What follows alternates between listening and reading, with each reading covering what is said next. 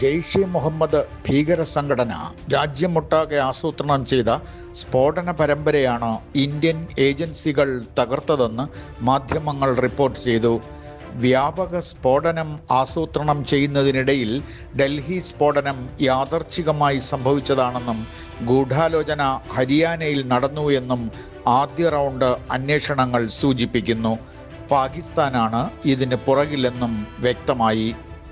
2900 kilogram സ്ഫോടന സാമഗ്രികളാണ് ഭീകരർ സംഭരിച്ചിരുന്നതെന്ന് NIA കണ്ടെത്തി. കാർ രജിസ്റ്റർ ചെയ്തതും വ്യാജ മേൽവിലാസത്തിലായിരുന്നു. ഭൂട്ടാനിൽ നിന്നെത്തിയ പ്രധാനമന്ത്രി ആശുപത്രിയിലെത്തി സ്ഫോടനത്തിൽ പരിക്കേറ്റവരെ കണ്ടു. ഇതിനിടെ ചെങ്കോട്ട സ്ഫോടനത്തിൽ തീവ്രവാദികൾ വാങ്ങിയ മറ്റ് 2 കാറുകളിൽ ചുവന്ന എക്കോസ്പോട്ട് ഇന്നലെ രാത്രിയോടെ കണ്ടെത്തി.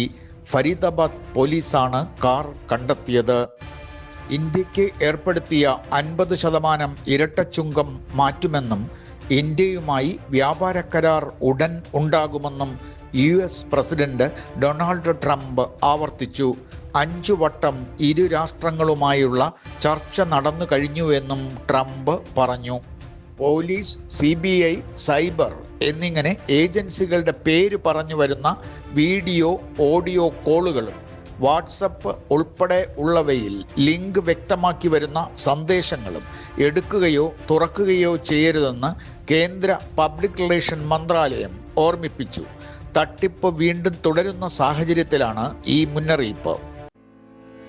ഇനി നിങ്ങളുടെ കുട്ടികൾക്ക് പരീക്ഷകളിൽ ഫുൾ മാർക്ക്. അവർ ഇനി ഒരു ക്വിസ് ഗെയിം പോലെ പരീക്ഷകളെ ഇഷ്ടപ്പെടും. വിദ്യാർത്ഥികൾക്കിടയിൽ തരംഗമായിക്കൊണ്ടിരിക്കുന്ന പ്രാക്ടീസ് എക്സാം ആപ്പ് ഡൗൺലോഡ് ചെയ്യുവാൻ പ്ലേ സ്റ്റോറിൽ ഗ്ലോബൽ ഗേറ്റ്വേ എന്ന് ടൈപ്പ് ചെയ്യുക. സബ്സ്ക്രൈബ് ചെയ്യുമ്പോൾ ഡിസ്കൗണ്ട് ലഭിക്കുവാൻ ഈ നമ്പറിൽ ബന്ധപ്പെടാം. ശബരിമല സ്വർണ്ണക്കൊള്ളയിൽ അന്നത്തെ ദേവസ്വം പ്രസിഡന്റ് പത്മകുമാറിലേക്കും ശങ്കർദാസ്, വിജയകുമാർ എന്നീ അംഗങ്ങളിലേക്കും അന്വേഷണം പോകുകയാണെന്ന് സൂചന. അന്ന് മന്ത്രിയായിരുന്ന കടകംപള്ളിക്കും ഒഴിഞ്ഞു മാറാനാവില്ലെന്നാണ് നിരീക്ഷണം. മെഡിക്കൽ കോളേജിൽ ചികിത്സ ലഭിക്കാതെ ഹൃദ്രോഗം മൂലം മരിച്ച പന്മന സ്വദേശി വേണുവിൻ്റെ ഭാര്യയ്ക്ക് ആരോഗ്യവകുപ്പിൽ ജോലി നൽകണമെന്ന് കൊടിക്കുന്നിൽ സുരേഷ് MP ആവശ്യപ്പെട്ടു. മക്കളുടെ വിദ്യാഭ്യാസ ചെലവ് സർക്കാർ ഏറ്റെടുക്കണമെന്നും അദ്ദേഹം കൂട്ടിച്ചേർത്തു. ഇന്നലെ മൊഴിയെടുക്കാൻ വേണുവിൻ്റെ ഭാര്യയെ ആരോഗ്യവകുപ്പ് വിളിച്ചു വരുത്താൻ ശ്രമിച്ചതും വിവാദമായിരുന്നു. കൊല്ലത്തുനിന്ന് മീൻ പിടിക്കാൻ പോയ ബോട്ടുകളെ തമിഴ്നാട് മത്സ്യബന്ധന സംഘം ആക്രമിച്ചതിൽ അന്വേഷണം തുടങ്ങി.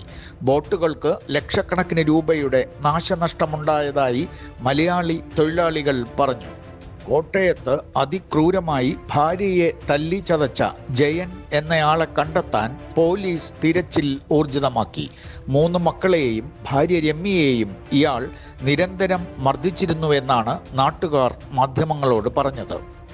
ശ്രീ പത്മനാഭസ്വാമി ക്ഷേത്രത്തിലെ 6 വർഷം കൂടുമ്പോഴുള്ള മുറജപം ഈ മാസം 20-ന് തുടങ്ങുമെന്ന് പത്മനാഭസ്വാമി ക്ഷേത്ര ഭാരവാഹികൾ പത്രസമ്മേളനത്തിൽ അറിയിച്ചു. 56 ദിവസം നീളുന്ന ഈ മുറജപത്തിന് 275 വർഷത്തെ പഴക്കമുണ്ട്. കണ്ണൂർ പയ്യാവൂർ പഞ്ചായത്ത് അവിവാഹിതരെ വിവാഹം കഴിപ്പിക്കാനുള്ള പദ്ധതി വിജയകരമായി നടപ്പിലാക്കിയതായി അറിയിച്ചു. 941 പഞ്ചായത്തുകളും ഈ പദ്ധതി നടപ്പാക്കുമെന്നാണ് പഞ്ചായത്ത് പ്രസിഡന്റ് പറയുന്നത്.